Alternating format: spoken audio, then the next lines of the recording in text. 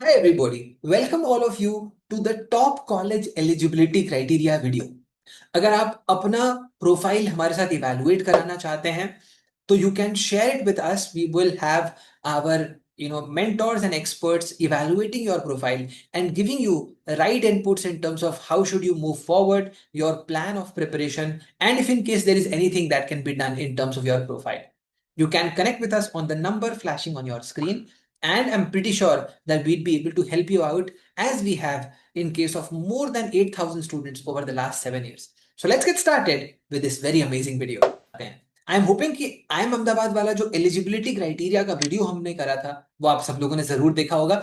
आज दोस्तों हम बात कर रहे हैं आई एम बैंगलोर के सिलेक्शन क्राइटेरिया के बारे में।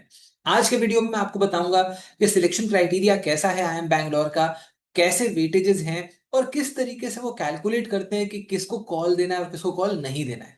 काफी सारे मिथ्स हैं, बहुत कंफ्यूजन्स भी हैं और बहुत सारे लोग इस चीज के अंदर काफी स्ट्रगल करते हैं कि भाई कितना परसेंटाइल लेके आना है, मेरा 10th में खराब है, 12th में अच्छा नहीं है। वो सारी चीजें आज हम डिस्कस करेंगे for I am Bangalore. I am Bangalore के पॉइंट ऑफ व्यू से कौन सा सेक्शन सबसे ज्यादा इंपॉर्टेंट है क्वांट्स, डीआईएलआर और वीआरसी के अंदर, वो भी मैं आज आपको बताने वाला हूँ। तो चलिए दोस्तों शुरू करते हैं। This is your friend and guide Sudhanshu, CAT 99.7 quants 100। I am Lucknow and in this video we are going to talk about the eligibility criteria for IIM Bangalore। सबसे पहले दोस्तों one very important element is आपका minimum percentile requirement. सबसे पहले अगर minimum percentile requirement के बारे में बात करें तो आपका जनरल कैटेगरी के लिए वीआरसी 80 परसेंटाइल, डीआईएलआर में 75 और वीआरसी में 75 की रिक्वायरमेंट होती है और ओवरऑल लेवल पे 85 परसेंटाइल की रिक्वायरमेंट होती है। इसका मतलब ये हुआ कि अगर आपको इन परसेंटाइल से कम आएगा सेक्शनल में या एग्रीगेट लेवल पे तो आपको कॉल ही नहीं आएगा, चाहे बाकी कुछ भी आपने अच्छा करा हो, does not matter. Similarly NC, OBC and EWS categories के लिए वीआरसी में 70 परसेंटाइल, डीआईएलआर में 65 और क्वांट्स में 65 एंड एग्रीगेट लेवल पे 75 परसेंटाइल के ऊपर स्कोर होना चाहिए, तभी उनको कॉल आएगी, अदरवाइज कॉल नहीं आएगा। एससी कैटेगरी स्टूडेंट्स के लिए 65 VRC, 60 and 60 in quants and DILR and overall level पे आपका 70 परसेंटाइल रिक्वायर्ड होता है। एसटी कैंडिडेट्स के लिए 55 55 55 in all three sections and 65 at the aggregate level. PWD candidates के लिए 50 50 50 एंड एग्रीगेट लेवल पे 60 रिक्वायर्ड होगा। Minimum percentiles to get the shortlist और टू एक्सपेक्ट कि भाई मुझे शॉर्टलिस्ट के लिए कंसिडर भी किया जाएगा। सबसे पहले तो ये एलिमेंट हो गया। अब मैं आपको बताता हूं कि कैलकुलेशन होता कैसे है। ठीक है, चलिए बात करते हैं how do you go about selection for I am Bangalore, या आई एम बैंगलोर से मुझे कॉल आएगा कि नहीं ये कैसे डिटरमिन होता है। Let's start. For that I will share my Excel sheet with you. I have just done a little bit of calculation for all of you. Let me try to show you that. ठीक है, सबसे पहले आपका I am Bangalore के लिए जो selection होता है वो आपके इन कंपोनेंट्स के ऊपर डिपेंड करता है। सो देर आर दीज की कंपोनेंट्स आपके, फॉर एग्जांपल देर आर ये 8 कंपोनेंट्स हैं। इन 8 कंपोनेंट्स के ऊपर तुम्हारा स्कोर डिपेंडेंट होता है इन आई एम बैंगलोर। तो क्या क्या एलिमेंट्स हैं? CAT VRC, CAT DILR, CAT QA. उसके अलावा तुम्हारा 10th का स्कोर, 12th का score, graduation, work experience slash professional course. Professional course जैसे तुम्हारा सीए हो गया, सीएफए हो गया, सीए हो गया, सीएस हो गया, कंपनी सेक्रेटरी हो गया, ये सारे आपके प्रोफेशनल कोर्सेज में काउंट होते हैं। उसके अलावा जेंडर डाइवर्सिटी हो गया। तो ये आपके इंपॉर्टेंट एलिमेंट्स हैं, इन्हीं के बेसिस पे आपको कॉल मिलता है। किस तरीके से होता है वो देखो ध्यान से। आपके वेट्स यहाँ पे दिए हुए हैं, तो सबसे ज्यादा वेट कौन से कैटेगरी के ऊपर है? सबसे ज्यादा वेट है तुम्हारा कैट डीआईएलआर के ऊपर। तो अगर आपको आई एम बैंगलोर आप एम करके चल रहे हैं तो आपको डीआईएलआर फोड़ना बहुत जरूरी है। बिकॉज आप देखो सबसे ज्यादा जो वेट है वो आपका डीआईएलआर के अंदर है, 21 मार्क्स। 21 पॉइंट्स आउट ऑफ 100 उन्होंने डीआईएलआर को दिया हुआ है। इसके बाद नेक्स्ट इंपॉर्टेंट एलिमेंट आपका वीआरसी बनता है। उसके बाद आपका क्वांट्स बनता है एंड देन बाकी की चीजें बनती हैं, विच इंक्लूड्स योर 10th का स्कोर, 12th का स्कोर, ग्रेजुएशन का score, work experience and gender diversity. ठीक है, अब आते हैं कि कैलकुलेशन होता कैसे है। ये तो समझ में आ गया कि डीआईएलआर फोड़ना पड़ेगा। जितने लोग डीआईएलआर अभी अभी स्टार्ट कर रहे हैं उनको कोई आइडिया नहीं है कि डीआईएलआर में कैसे तैयारी करनी है, तो डीआईएलआर के जितने भी सेट्स पॉसिबल हैं उनकी लिस्ट हम आपके साथ शेयर कर देंगे। आप कमेंट में डीआईएलआर मेंशन कर सकते हैं। Okay, so just comment DILR and we'll share the entire list of DILR. आपके जो इंपॉर्टेंट सेट्स हैं कैट के पॉइंट ऑफ व्यू से जो आप एक्सपेक्ट कर सकते हैं इस सीजन में, so that you can prepare and strategise well. Okay, अब बात करते हैं दोस्तों कि कैलकुलेशन होता कैसे। एग्जाम्पल के तौर पे लेते हैं आपका टेंथ का। मान लीजिए कि टेंथ में आपका स्कोर 95 है, ठीक है। तो जो फॉर्मूला यूज करते हैं आई एम बैंगलोर के लिए सिलेक्शन में, and that is something which is applicable for all these elements, ये सारे के सारे एलिमेंट्स में आपका जो सिलेक्शन है वो एक फॉर्मूला के बेसिस पे होता है। फॉर्मूला क्या बोलता है वो ध्यान से देखते हैं।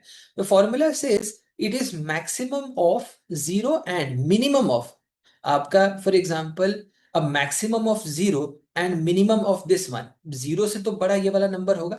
तो टिपिकली आप बोल सकते हो कि भाई ये वाला जो नंबर है यही आपका इफेक्टिवली स्कोर बन जाता है। तो क्या क्या एलिमेंट बता रहा है वो ध्यान से देखो। ये बोल रहा है कि मिनिमम ऑफ वेट, ठीक है। वेट आपका मान लो for example let's say tenth का 10 है, तो 10 से ज्यादा तो आप जा ही नहीं सकते, 10 आप बेर मिनिमम जा सकते हो। एंड जो सेकंड एलिमेंट है वो है वेट बाई टू, मतलब इसका हाफ, ठीक है। Plus for example weight by two, तो वेट बाई टू मतलब कितना हो गया, 10 है इसका वेट तो 5 हो गया, ठीक है। प्लस जो भी लोग फॉर एग्जांपल तुम्हारा जो स्कोर है, ठीक है, तुम्हारा जो स्कोर है लेट्स से फॉर एग्जांपल क्या है, तुम्हारा स्कोर 95 है मान लो टेंथ में, 95 माइनस जो टेंथ जितने भी एप्लीकेंट्स हैं उन सबका जो टेंथ का स्कोर का मीन है ना, वो तुम यहाँ पे लेते हो। तो बेसिकली तुम्हारा सिलेक्शन बाकी लोगों के ऊपर भी डिपेंडेंट है। तो अगर फॉर एग्जांपल देखो जैसे टेंथ का स्कोर है, मैंने रैंडमली कुछ स्कोर्स लिए उनका मीन निकाल लिया, तो वैल्यू माइनस मीन कर दिया, आ गया वैल्यू माइनस मीन। इन्हीं स्कोर्स का स्टैंडर्ड डिविएशन ले लिया। स्टैंडर्ड डिविएशन एक्सेल में कैसे लेते हैं, STDEV फॉर्मूला लगा के आप ले सकते हो। तो इन्हीं वैल्यूज का स्टैंडर्ड डिविएशन ले लिया, तो वैल्यू माइनस मीन इसको स्टैंडर्ड डिविएशन से डिवाइड कर देना है, ठीक है। तो इसको अगर हम स्टैंडर्ड डिविएशन से डिवाइड करेंगे तो क्या होगा, ये अपना स्टैंडर्ड डिविएशन का वैल्यू होगी 1.532 आ गया, ठीक है। ये जो वैल्यू है आपका, ये जो पूरा का पूरा हिसाब है, फिर इसको आप वेट अपॉन 6 से मल्टीप्लाई करते हैं। So one thing to very simply understand दोस्तों इज कि this is exactly how your calculation happens. तो इस तरीके से आप सारे के सारे में कैलकुलेट कर सकते हो। If you want this Excel sheet I can share that also with you, you can comment Excel, formula इसमें लगा हुआ है। तुम जस्ट बस अपने वैल्यूज डालोगे तो तुम्हें ये फॉर्मूला अप्लाई हो जाएगा। The only unknown here is scores of others, ठीक है, बाकी लोगों का स्कोर कैसे पता होगा।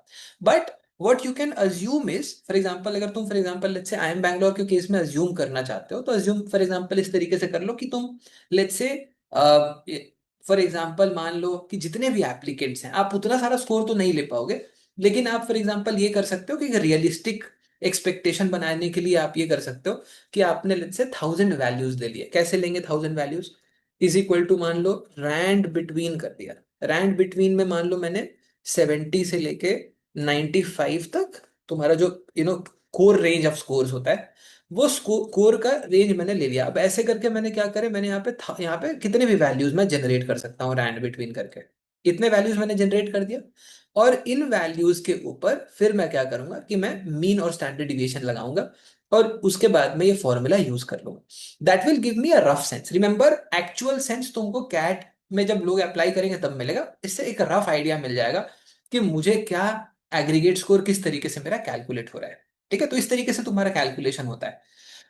आई एम होपिंग कि ये समझ में आया होगा, ठीक है। So this is how the calculation happens.